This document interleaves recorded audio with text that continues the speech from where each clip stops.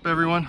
Dave from Deep Athletics here, and this is going to be the first in what we hope to be an ongoing series of blog videos, I guess you could call them. You'll see the blogs as well on our website, deepathletics.com, so if you'd rather read than listen or watch, you can check them out there. Otherwise, stay tuned. Alright, so we get asked a lot, how the heck did Deep get started? Well, it sort of started with my co-founder, Aaron. It was really his idea, so I have him to blame. And he had just retired, quote unquote retired, from competitive weightlifting. He had a bunch of class records. He held all the records in his weight class for almost 10 years, I think. And so he was just coming off of basically setting those records. And he was doing a lot of coaching. High-level athletes, everyday worker-outers, as we like to call them. And he was doing a lot of coaching and doing a lot of programming for them. And he started realizing that when he did this, it was very repetitive, let's say. He had to make changes for each athlete, but the basic idea was pretty similar for all of them. So we didn't think of it like this at the time, but what he was really doing was he was refining his internal programming algorithm. And basically that's how he was programming for each athlete. He'd make subtle changes, but the basic concept was pretty similar based on, the strength and conditioning fundamentals. But at the same time, he found he would keep making mistakes, human errors. Things like forgetting that Bill had a wall ball, so you'd never program wall balls for him until one day Bill would be like, hey, I got this wall ball. How come I never get to use it? I forgot you even had it. Or maybe Kendra had a nagging shoulder injury that occasionally he would forget about, so he would program too many overhead presses or something like that, and then she'd come back and be like, oh man, my shoulder's killing me. It's like, oh crap, I know you have a shoulder injury, I just forgot about it this week. So all of that started to get Aaron thinking, it seems like there might be a better way to do this, maybe a way that we can use computers to keep track of this stuff, basically do the sort of programming he was already doing with all those fundamentals built in, but not make the mistakes of forgetting about wall balls or forgetting about injuries or forgetting that somebody had less time than he thought they should have, that sort of thing. So amongst this crowd of folks that Aaron was working with, one of them was me. And I'm decidedly in the everyday worker outer class, which is cool, I'm good with that. And so I kept showing up and, making improvements and that sort of thing. I literally didn't touch a barbell till I was like 35. So I'm probably not the ideal candidate for elite level athletics. But nevertheless, kept working, kept making improvements. It's great. The thing that I was good at, and I had at this point 10 plus years experience doing, was computer modeling, algorithms, simulation, that sort of stuff. I had spent the first 10 plus years of my career as a legit rocket scientist. I don't mean like I was sort of doing complicated stuff. I mean, I was actually doing rocket science. So one day, Aaron and I were sitting around chatting. I don't know, we were having lunch or something like that. And he brought up this idea of like, is there a way that we could do something on the computer that would help me program these things and not make some of these mistakes that I kept making that were just purely human error? And he knew the sort of stuff I did, so he thought I might have some idea of how you could do this or if it was even possible or anything like that. So I thought about it for a little bit. I said, well, maybe.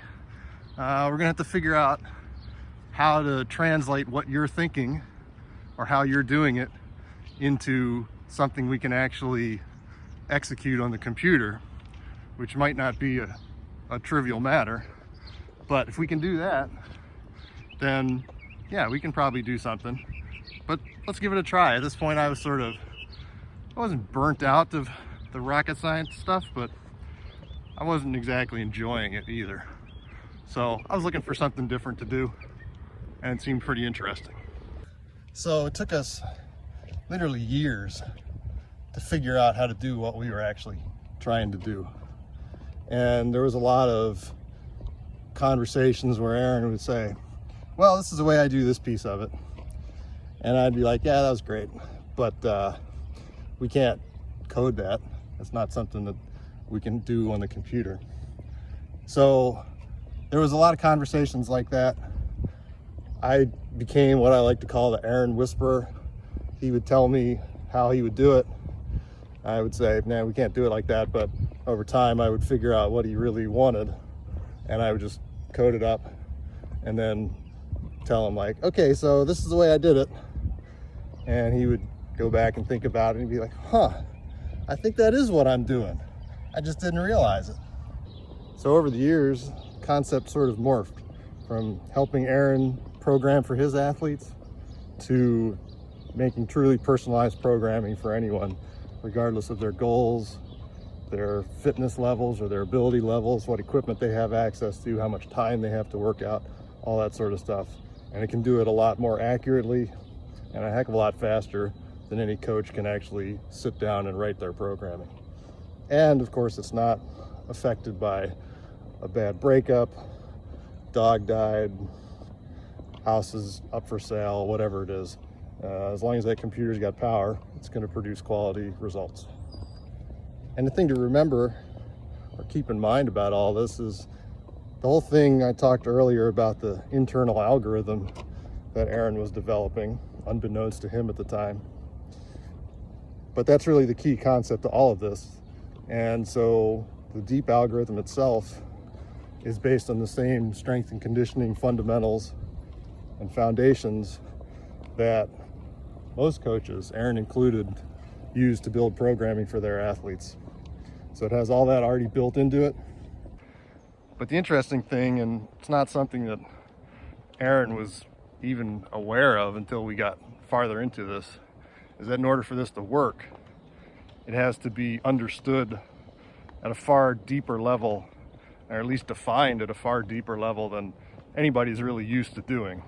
I think every coach has moments where they're working on a athlete's program and they put in some exercises and they sort of do it intuitively, built up over years of experience, which is fine. But the computer doesn't have years of experience or intuition for that matter. So we had to take a step back and actually say, well, what do we really want here? We can't just throw something in and assume it'll work. Sometimes we look at programs that come out and we don't even agree with what it came up with. And then we look deeper into it, and a lot of times we're like, oh yeah, okay, that's a good choice. I wouldn't have chosen that, but that's a good choice. And occasionally we find something that we don't agree with, and we look to see why it did that. And we're like, yeah, it probably shouldn't have made that choice. So we have to go in there and fix it. And inevitably that gives us a deeper understanding, no pun intended, of how everything is put together. And so over 3-4 years that we've been developing this, it's gotten a lot more sophisticated than either of us ever expected. And all that is sort of, we like to call the equivalent of showing your work. You know, when you're in math or physics class in high school or college, you can't just put 42 as the answer. You have to show how you came up with that.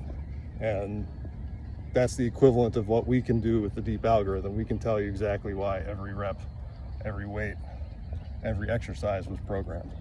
So if all that sounded pretty interesting, I encourage you to go over to our website, take a look, find out a little bit more, and then go on to the app stores, either the Android or iOS, download Deep. You get a 2-week free trial.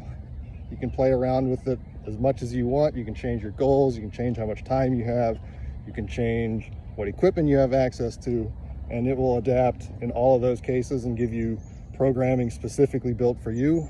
You're not going to get programming that anybody else is getting. It's unlikely 2 people will ever get the exact same program or even the exact same workout, given the number of variables involved. All right, so that's going to wrap up our origin story there, if you want to call it that. Hope you enjoyed it.